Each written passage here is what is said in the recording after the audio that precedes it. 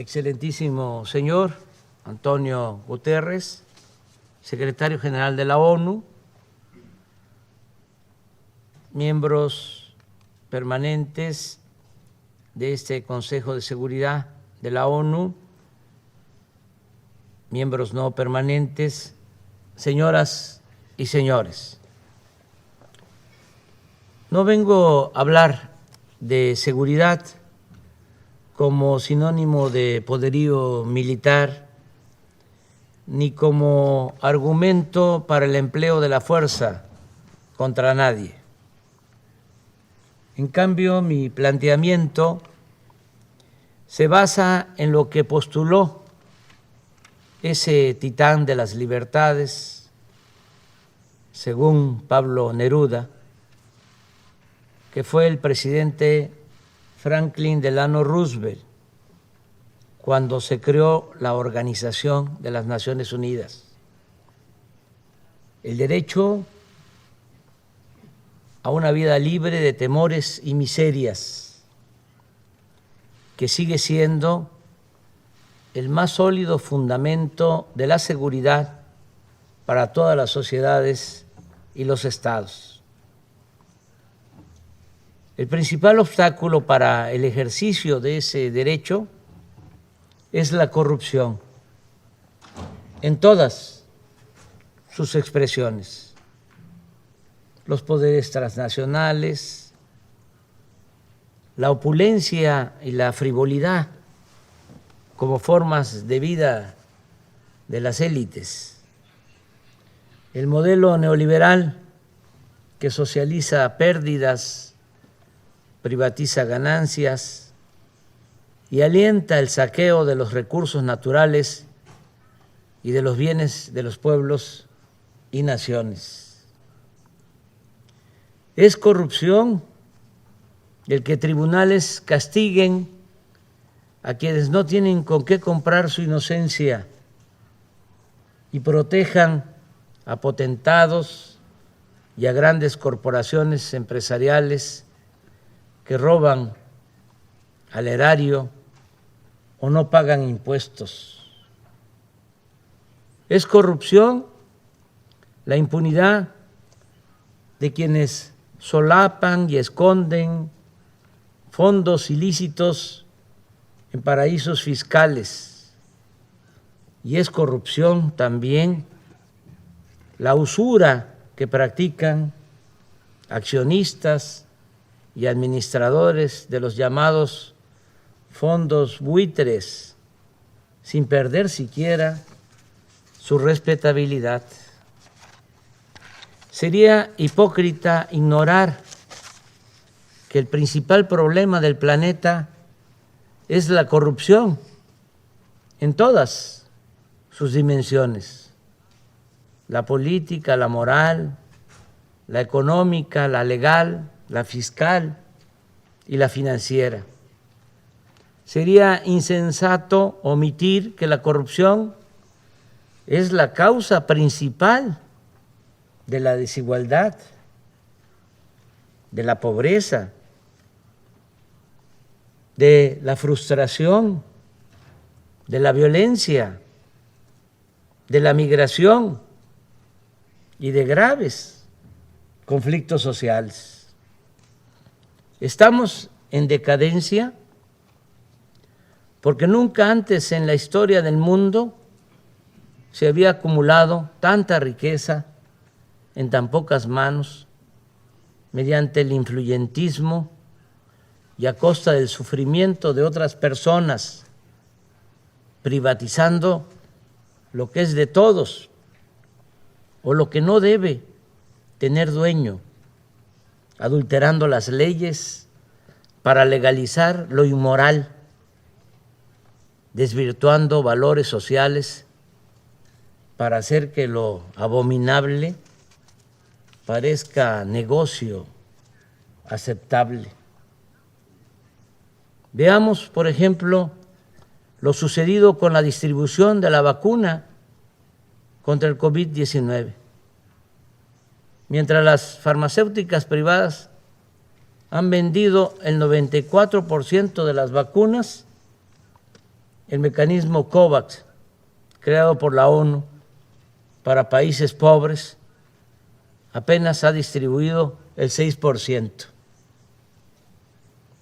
Un doloroso y rotundo fracaso. Este dato simple debiera llevarnos a admitir lo evidente. En el mundo actual, la generosidad y el sentido de lo común están siendo desplazados por el egoísmo y la ambición privada.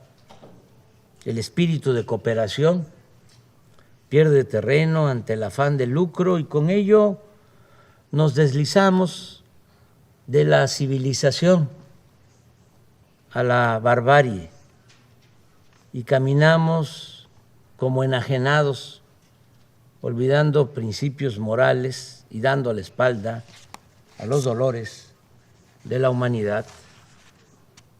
Si no somos capaces de revertir estas tendencias mediante acciones concretas, no podremos resolver ninguno de los otros problemas que aquejan a los pueblos del mundo.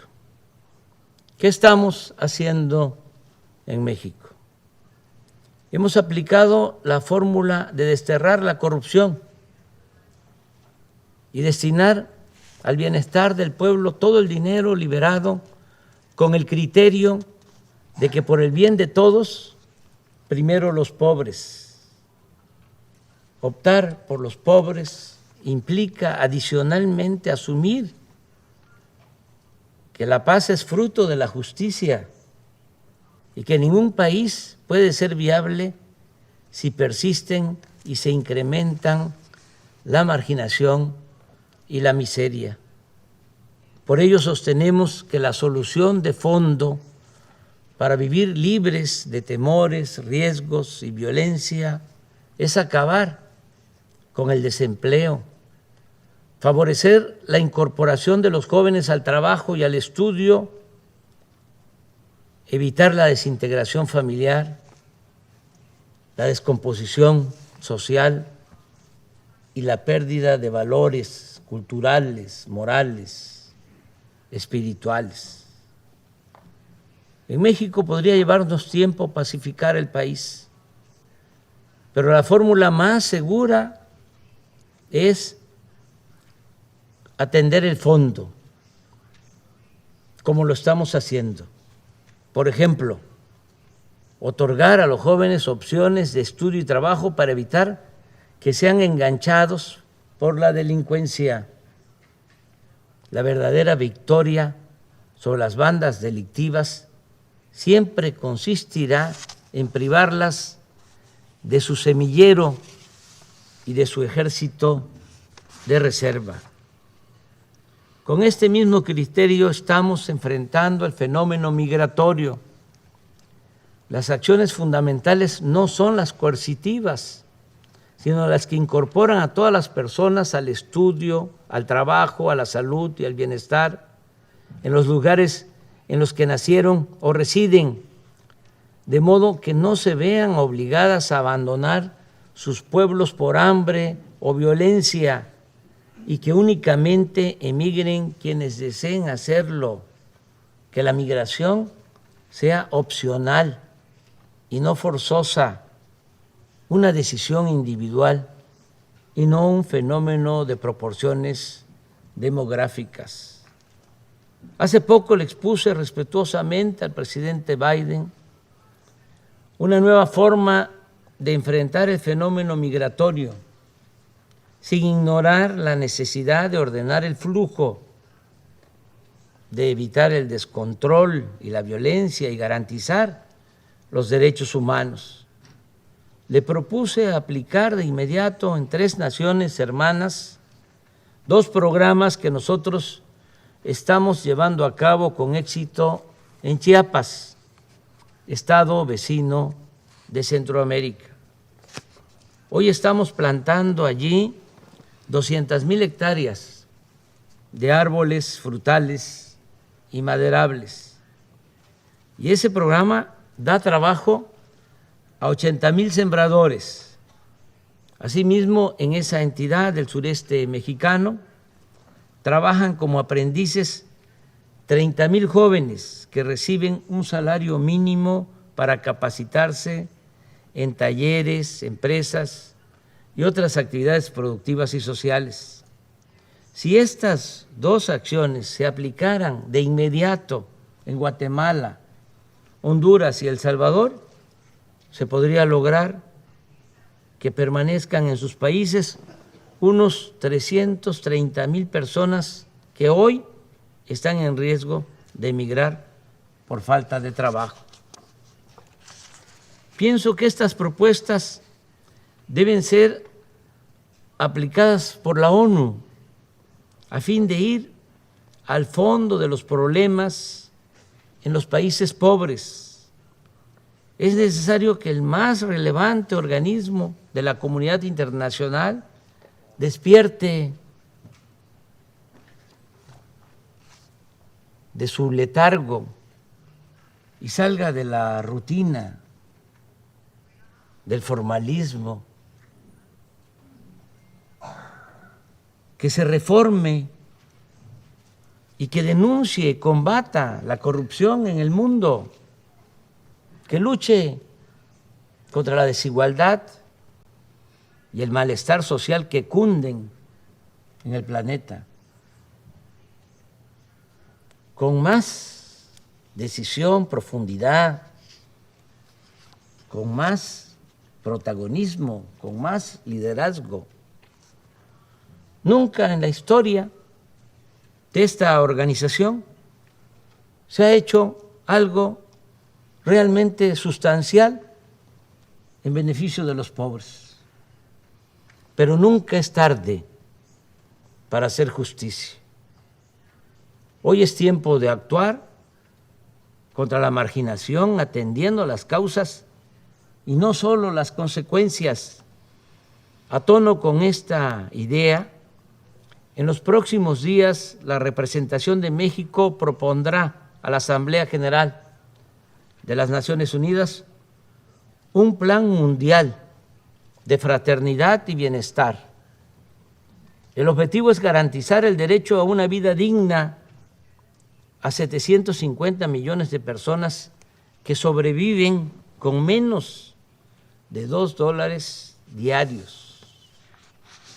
La propuesta de México para establecer el Estado Mundial de Fraternidad y Bienestar se puede financiar con un fondo procedente de al menos 3 fuentes: el cobro de una contribución voluntaria anual del 4% de sus fortunas a las 1,000 personas más ricas del planeta,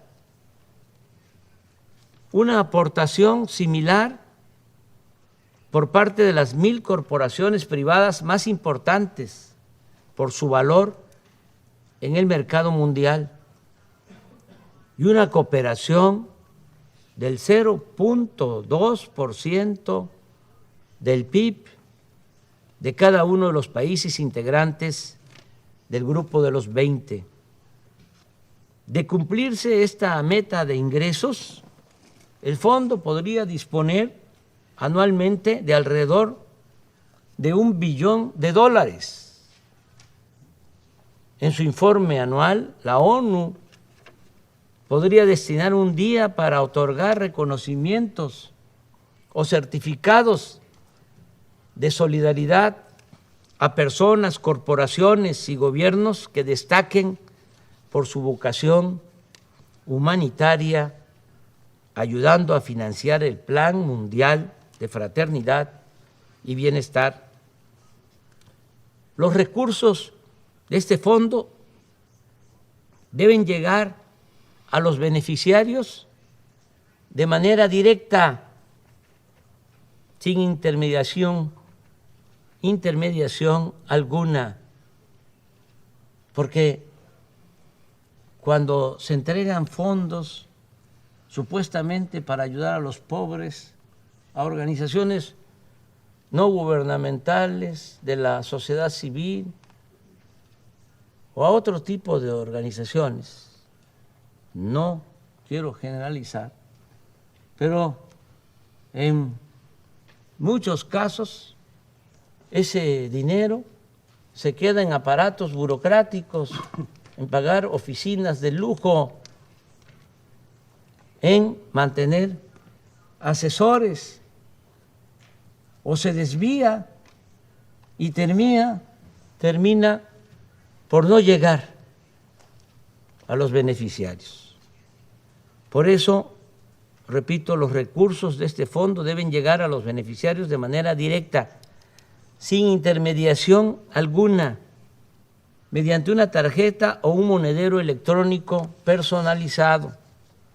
El Banco Mundial y el Fondo Monetario Internacional podrían colaborar en la creación de la estructura requerida y desde el año próximo hacer un censo de los más pobres del mundo y una vez definida la población objetivo en cada país, comenzar a dispersar los recursos para el otorgamiento de pensiones a adultos mayores, a niñas y niños con discapacidad, becas a estudiantes, apoyos a sembradores y a jóvenes que trabajen como aprendices en actividades productivas, así como hacer llegar vacunas y medicamentos gratuitos. No creo, lo digo con sinceridad, que alguno de los miembros permanentes de este Consejo de Seguridad se oponga a nuestra propuesta, pues esta no se refiere a armas nucleares o invasiones militares, ni pone en riesgo la seguridad de ningún Estado.